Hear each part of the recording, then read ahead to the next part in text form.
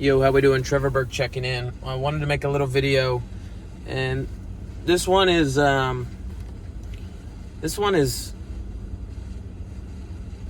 of open-ended because there's a lot of interpretations and a lot of different definitions, variations, and that's to be yourself.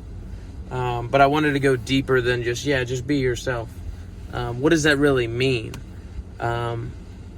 I think a lot of it is what makes you weird, what makes you different. That's your source of power. Whatever makes you different from the rest, that's your source of power. And we should lean into that.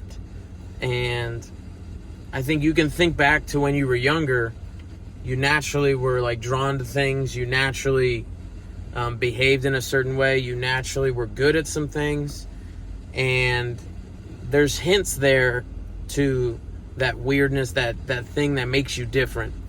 And oftentimes as we grow older, that kind of gets drummed out of us through society, teachers, parents, expectations, life. You know, we can kind of forego what makes us unique in order for this deep need, this conflicting need that is to fit in. And one of the things that's not talked about that is crippling men, women, young people, old people, is they are unconsciously conforming to ways of thinking, to behaviors, to a way of life that doesn't serve them, isn't going to set themselves up to live the good life, and it's easy. And if you think about it, it's like it would be easier just to follow than to lead. You know, it would be easier just to find out what other people are doing and do that. It really takes courage, and it takes guts. It takes a lot of extra effort to figure out what makes you different, what makes you unique, what is that sense of uniqueness that you have, and then leaning into it and how to apply that and give that part of yourself life. You know, because I believe you know, whatever you water is going to grow. So if you're watering just, you know, bad habits, vices, negative thought patterns, you know, you're complaining, you're blaming, these are behaviors and patterns that are set up unconsciously, and then we tend to just go there, you know, time and time again throughout our day. And our environment can trigger it too. If you hang around a bunch of complainers, odds are you're going to complain. You know, if you hang around a bunch of people that just blame other people, you know, you don't want to be the odd man out. You're going to want to fit in. So, oh yeah, blame them. Yeah, it's them. It's their fault. Or, you know, you hang around people that are, you know, the old adage, you lay down with dogs, you're going to come up with fleas. So, you know, understanding that, you know, you may not fit in everywhere. You know, you may be misunderstood. And I was sharing with a buddy a poem by Ralph Waldo Emerson. It's called Self-Reliance.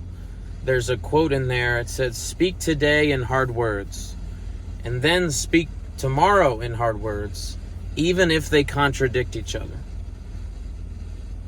Sure enough, you will be misunderstood. Because they'll say, yesterday you said this, today you said this. What's going on? It doesn't add up." You know, so, and that's kind of like everything is changing, and I'm going to change with the times. I'm not going to be rigid. And I think the more and more we can become fluid, like Bruce Lee would say, be like water. You know, water can flow or it can crash. You know, once you pour water into a teapot, it becomes the teapot. And a lot of times we think we're a teapot when really we're the water, and we're very adaptable. We're very, you know, we can adapt quick. You know, it's one of the reasons we've survived and become the top of the, you know, the pecking order in terms of, you know, other living beings. But that reminds me of like realizing that it's not, this isn't us. This is higher than us. And we're not human beings having a spiritual experience. Okay, we are spiritual beings having a human experience and realizing that you are a source of energy, and you are a spiritual being, and your spiritual DNA is perfect. Okay, there are no errors there. And the closer we can get to that side, the more and more clear we become. And clarity is power. Once you're clear on a few things, then you can take action and you can produce and you can become the best version of yourself. But it's these seasons, these moments in time, or, sometimes they're more longer, of uncertainty. Now, uncertainty breeds, doubt, and doubt breeds fear, and fear is really the enemy. And the antidote to fear is gratitude. Okay, scientists have proven that you cannot be fearful and grateful simultaneously. So if you're in a fearful state, if you're anxious, if you're worried, if you're overthinking, if you're in a state of reaction rather than action, that's fear. And one of the greatest skills you can acquire is pattern recognition. Like, recognize, all right, I am overthinking. I am being a little anxious here, or I am focused on other people's opinions when that doesn't really matter too much. Noticing that fear, and then tricking yourself and triggering gratitude. Now, gratitude kind of has a corny, connotation to it, but if you really understand it and you've really dived deep into gratitude, you realize it is a secret weapon. It is so powerful that can quite literally apply to any area. Just be grateful. And one of the things I would always encourage you guys to do is ask yourself, what are 3 things that I'm grateful for? That if I didn't have, I would truly, truly miss if I didn't have these things. And take a moment to not just say the 3 things real quick and move on.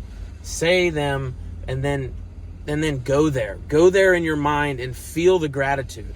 Feel the gratitude. That attitude of gratitude is going to send off endorphins, and your brain is going to be elevated. You're going to elevate your perspective. You're going to elevate your vibration, and you're no longer going to be on this low level shame, guilt, fear, anger. You're going to be much higher. You're going to be in gratitude. And gratitude is a secret law of the universe where the most grateful people tend to be more grateful. They tend to attract more things to be grateful for. Seems kind of funny, right? Seems like there's some parallels there. The most grateful people are they happy? Damn right they're happy. The most ungrateful people, are they happy? No. And it's almost a thing. It's like a rainy cloud follows them. And when I've been there, you've been there, we've been there, where our state of mind is in a fear mindset. And it doesn't matter where we're at, who we're with, what we're doing. If our mindset is in that time, if our mindset is there, it doesn't matter. We could have all the money, all the cars, all the women, everything. It doesn't matter. You're still not there mentally. But you can go there mentally through gratitude.